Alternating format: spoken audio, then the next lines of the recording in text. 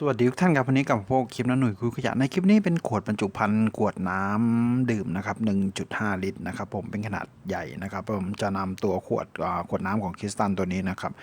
นำกลับมาใช้ประโยชน์กันในครัวเรือนกันครับโอเคครับติดตามชมกันนะครับจากขวดพลาสติกขวดน้ำ1.5 ลิตรครับผม